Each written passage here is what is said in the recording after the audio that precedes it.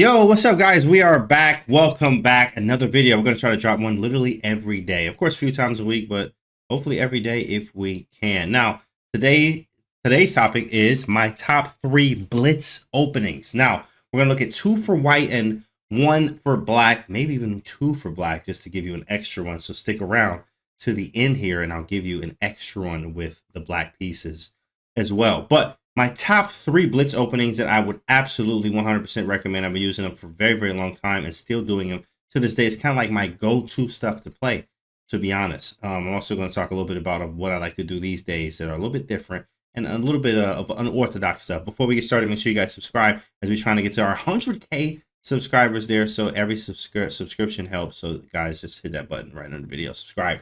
Pretty easy. Now let's get to it. So with the white pieces, my top 3 Blitz openings. Of course, you have to understand the nature of the game. I'm not even gonna lie, I would play these in all time controls, but of course, definitely in Blitz, because when you are playing Blitz chess, you need to move fast. You need to be instinctive. You need to be intuitive. You need to move quickly, and you don't want to be thinking so much because you don't have as much time to think. So my first opening I'm going to give you guys is with white here, is the Kali system. And I'm not going to go through lots of variations. That's not something we want to do and go through a deep dive into the theory, because you forget moves, and that's totally normal and natural as a human.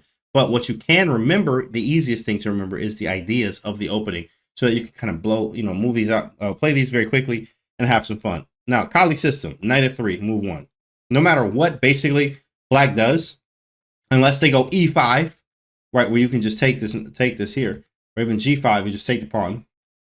We're going to go b3 and bishop b2. Very simple, very fast, in fact. Knight f3, b3, bishop b2 stuff. So black has a number of moves: d5, knight f6, e6, c5. Really doesn't really matter. We're almost playing the exact same thing, which is why sometimes you'll see, even in the short clips that I post on YouTube, you'll see sometimes me playing this opening and it's super fast in 30-second games, because I'm just literally blitzing out the first 3 or 4 moves, or bulleting, not even a word here, playing bullet here. Just blitzing out these moves as fast as possible, very, very quickly. So I'll show you a quick example. Is after knight f3, let's say they go d5 or knight f6, which is the natural idea. Is you go b3 next with bishop to b2.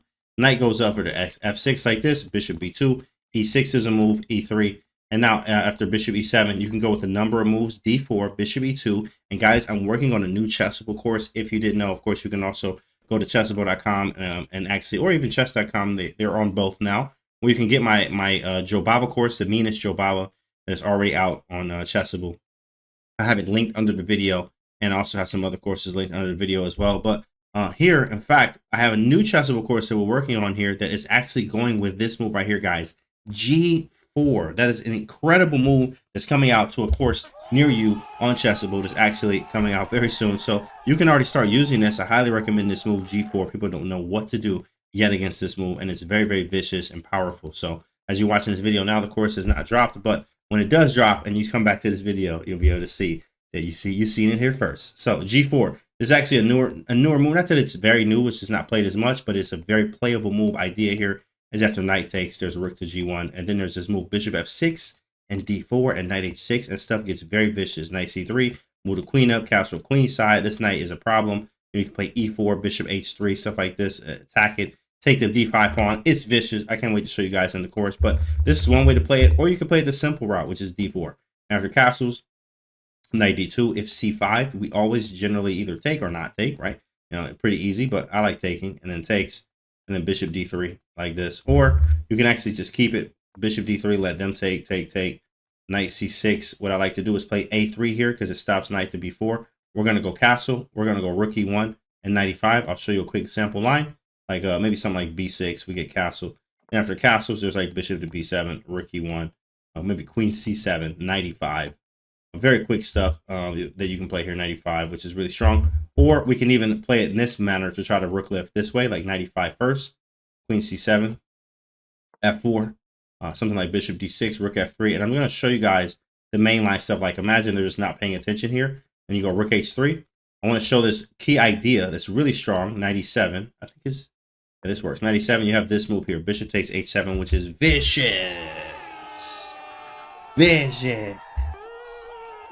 Because now after knight takes h7 here, I've actually been able to play this. You might have seen this in the clip already in the shorts with queen h5. The idea here is now hitting the knight, and obviously if you move the knight, then there's mate on h8, and if you don't move the knight, then there's mate on h7. So very vicious. This is the Kali or the ready opening, but very fun, and you can play this setup basically all the time.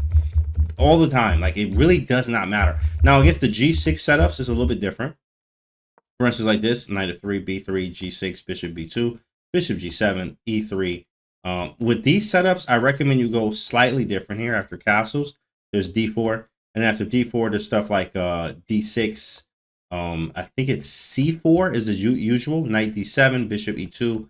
And then they try to go for this e5 push. So even rook e8 or even e5 immediately, which really doesn't actually hang a pawn because of this.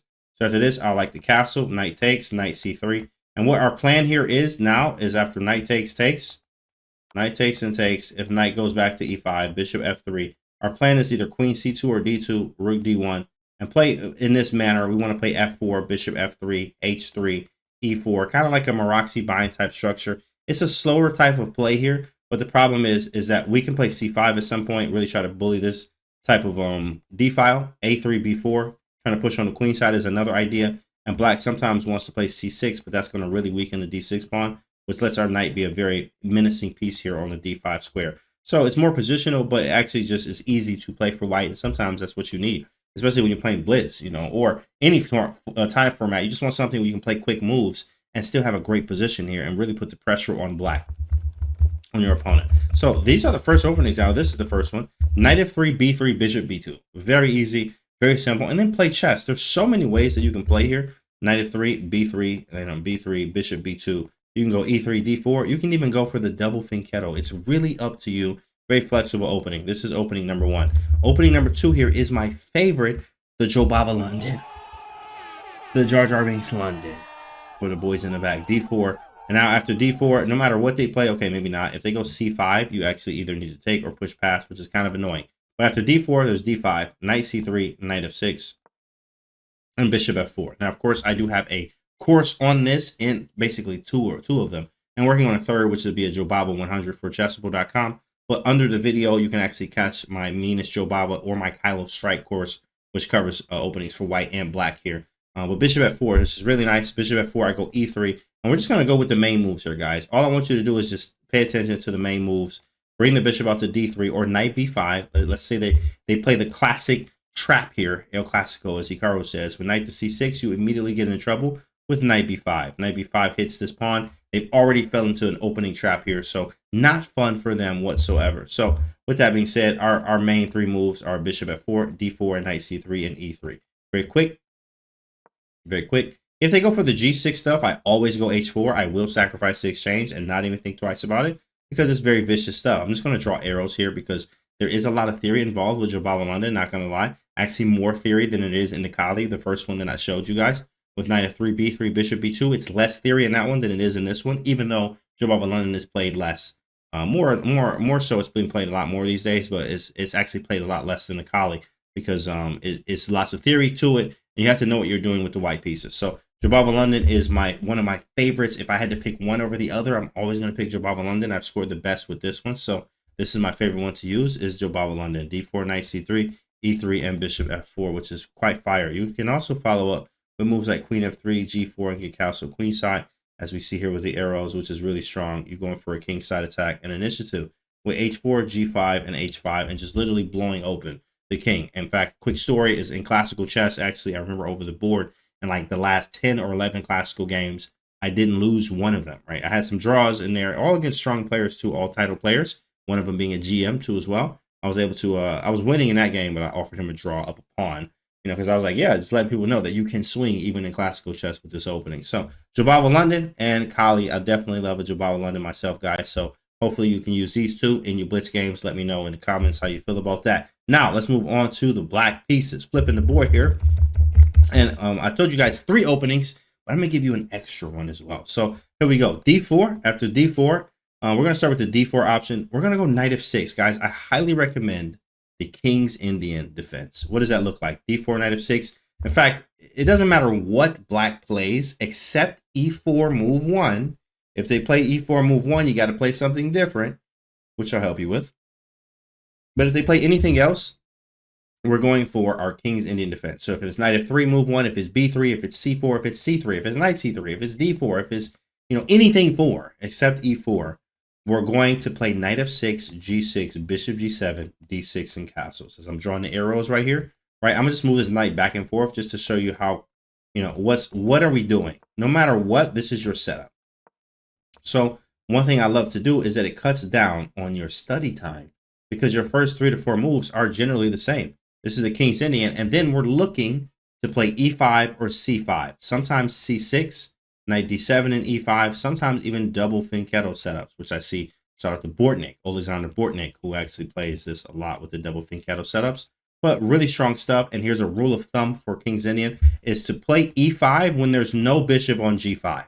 If there is a bishop on g5, then you go c5. If there's no bishop on g5, you generally want to go e5. That's just put that out there because you will face some games with the bishop on g5 and you'll try to go e5 and you'll get into a lot of trouble. So let's go back.